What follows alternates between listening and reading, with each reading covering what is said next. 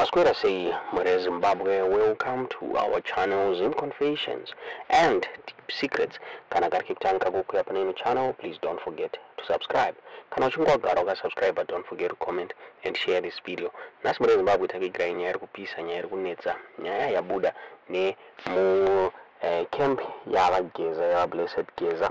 Azinombera mushi, nyaya iye yapindirwa. Mare Zimbabwe nile machechi vapindirawo demo yavageza muri Zimbabwe vachada vachitinyika iri kuda kuresurrectwa from madhaga ayava muri Zimbabwe. There's an audio yatakuvigirai yabuda from Nyoka Yemabhunu updates. One of my pastors achitaura about the Gezas shutdown muri Zimbabwe. Tisingadi kuwesta nguva yenyu, toti mungonzwa zvataurwa nemufundisi uyu muhamadza zvamuri kufunga pamusoro penyaya iyi mucomment section. Muri Zimbabwe mamuka sei? Tinodai kusangana mangwanana nhasi uri musi wesvondo 20 April. Tichaverenga shoko redu rinobva kuna Luke chapter 24. Musoro weshoko unoti kumuka kwaJesu. Toda kuti mugare muchirangarira kuti rino nyange zvedu tapinda musvondo dzva ranhasi, asi tiri kuita continuation, tiri kuramba tichipfuurira mberi neprocess yedu yekufa, kushungurudzwa, kurovererwa, kufa nokuvigwa kwaJesu. So musoro weshoko wedu wanhasi tinoverenga musoro weshoko wakanzi kumuka kwaJesu kubva kuna Luke chapter 24. Regai titange kuverenga kubva paverse 1. Pano tine musi wokutanga wevhiki. Mambakwedza vakadzi vaya vakatora zvinonhuhwirira zvavakanga vagadzira vakaenda kuguva. Verse 2 inoti vakawana ibwe rakakungurutswa kubva paguva. Verse 3 inotiyo asi vakati vapinda vakashayiwa mutumbi waIshe Jesu. Mwari akomborere kuverengwa kweshoko rake mangwanani ano. Tinoda kutenda Mwari neshoko ravo, sekutaura sekureva kwataita kuti tiri kuita continuation ine tiri kupfuurira mberi, sezvo tichikoshesa svondo rino rataitaura nezuro kuti Mwari akaratidza kuti haangotauri chete nemanzwi, asi anobva aita nezviito. Mushure mokunge aona kuti vanhu vake vaakaisa pane ino nyika vanoda kuti vatadzi, vanoda kufirwa zvakaipa zvavo, Mwari anodemonstrata nekutipa mwanakomana wake anosangana nematambudziko akasiyana siyana kusvika afa. Musi wemugoera takasiya avigwa. Nhasi svondo mangwanana ano kuguva kwake kunomukira vanhu vechikadzi vakanga vachiteera zviito mafambiro ese aiita Jesu. Vanotsvaga zvinonhuhwirira zvavo zvavanoti vagoenda nazvo vagonosvika vachizorawo pamutumbi waJesu kuguva kuya kwaakanga avigwa. Asi paanoenda vakadzi vaya ikoko, vanosvika vachiona vasati vaita zvavati vaita, nokuti Jesu akanga aiswa muguva maakanga aiswa, ndokubva vasiya. Setsika yedu yatinongoita nangu pachivanhu pedu, tinosiya tapfiga. So vakanga vasiya vaisa zidombo ziguruguru. Saka pavanosvika ikoko, vanosvika voona inga dombo riya rakaiswa padivi. Ndokubva vatarisa mukati meguva, vobva vaona hamuna munhu. Vakadzikana vakaita zvokuita kupinda muguva, ndokubva vaona musina munhu. So nyaya yangu yandinayo pano mangwanana ano inyaya, muchirungu inyaya inonzi the power of resurrection. Simba rakamutsa Jesu, simba rakakwanisa kubvisa dombo rakanga rakavharira Jesu, simba rakakwanisa kufemera Jesu mweya iye ambofa obva ava mupenyu osvika achishayikwa, simba rakabudisa Jesu muguva.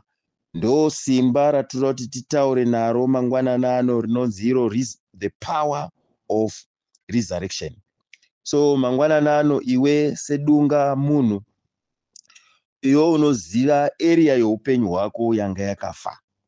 Iwe unoziva nzvimbo inhingi area yeupenyu hwako yaunoti haisi kunyatsa kufamba zvakanaka, yakafa.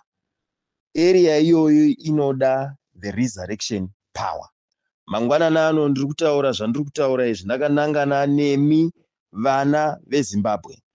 Nyika yeZimbabwe munozviziva kuti inyika yakafa, inyika isiri kufunctiona, inyika yakafa kuarea yeeducation, inoda the power of resurrection. Inyika yakafa kuMinistry of Health, inoda resurrection. Hakuna mishonga, hakuna maambulance. Inyika inoda simba rakamutsa Jesu. Nyika yeZimbabwe haina kana mugwagwa kana mwechete, yakafa, kufa kuti fi.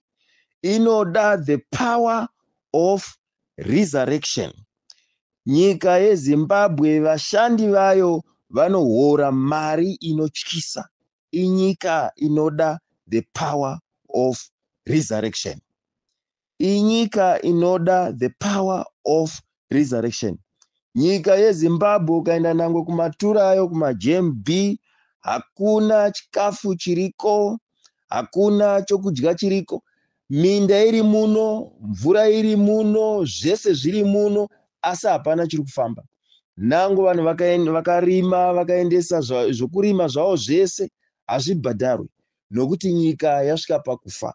Saka mangwanana ano tinodeedza the power of resurrection. Simba rakamutsa Jesu ngariuye riuye rizomutsa matura eZimbabwe. Mukaenda kumaindastri, kumakambani, makambani ese akapera kuvhara. Inyika yakuda the power of resurrection. Nyika yakuda simba rakamutsa Jesu kuti riuye rizomutsa maindastri emuno muZimbabwe. Hazvina basa kuti area ipi yawaenda, chero any area yemuZimbabwe. Vanhu iye zvino havachisina mweya wekusenza, vanhu vane mweya wehuori. So tinoda kuti mweya mutsvene waMwari, simba rakamutsa Jesu, ngariuye riuye rizomutsa mweya wekushanda, riuye rizopedza mweya wehuori. Huori has become the order of the day nekuda kwemamiriro akaita zvinhu mukati menyika yeZimbabwe. Nyika yeZimbabwe yaora, haichisina utungamiriri. Hatina mutungamiriri mukati menyika yeZimbabwe. Hatina leader mukati menyika yeZimbabwe. Hatina president mukati menyika yeZimbabwe. So Mwari mangwanana ano simba rakamutsa naro nyika yeZimbabwe, rakamutsa naro Jesu, toda kuti simba iroro riuye ritimutsire new leadership. Toda utungamiriri hutsva. Simba raMwari, simba rakamutsa Jesu mubwiro, ngariuye rizotimutsira new leadership. Ndofunga musi uno, nhasi date ni musi we20, makaona mashura akaitika kunyika kunzvimbo yeGoko, kuti vanhu vanoenda kunoita gungano. Mwari akada kukuratidza ipo paya. Munoenda kunoita gungano mudhamu, nekupi kwamakamboona bhora rinotambwa 15 minutes. Vanhu Mwari akada kuti akuratidzei.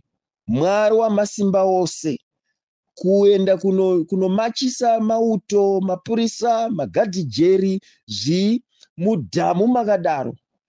Mwari akada kuti akuratidzei kuti nyika yafa. Munovaka stadium musati maigara, munosvika yakatopwanyika kudhara. Maroads maizviziva imi kubva 2024 pamakapedzera kuita independence ya 2024. Maizviziva kuti muchada kuenda kunoita independence tsva kunzvimbo yeGokwe.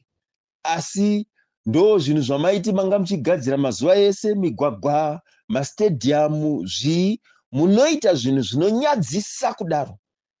Munoita zvinhu zvinosoresa kudaro, kunyadzisa kudaro.